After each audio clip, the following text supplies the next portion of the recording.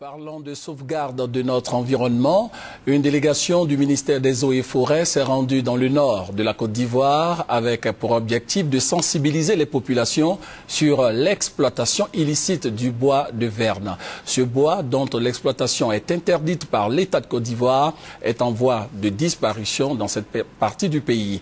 Plusieurs camions ont été saisis. Le témoignage de Mamadou Kouassi. L'exploitation du bois est interdite au-dessus du 8e parallèle, c'est-à-dire dans le nord de la Côte d'Ivoire, selon les lois ivoiriennes. Cependant, cette activité n'inquiète guère certains individus qui ont choisi comme métier l'exploitation du bois.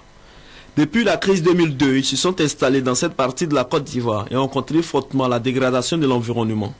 Les cibles privilégiées, le bois de Verne, dont l'exploitation est pourtant interdite par la loi. Régulièrement, ce sont des dizaines de camions qui traversent clandestinement les frontières ivoiriennes pour se retrouver dans les pays limitrophes. 14 camions ont été saisis à Ferké, Wangolo, Diawala, Tafiri et Kong par les agents des eaux et forêts. Ils transportaient tous du bois de Verne vers le Burkina et le Mali.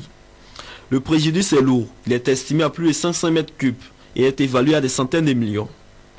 En tournée de sensibilisation dans le nord, une délégation du ministère des Eaux et Forêts, conduite par le directeur de cabinet, a invité les populations à s'impliquer dans la lutte contre l'exploitation du bois. Si l'État de Côte d'Ivoire a décidé de ne pas faire l'exploitation du bois au-dessus du 8e parallèle, il y a une cause précise.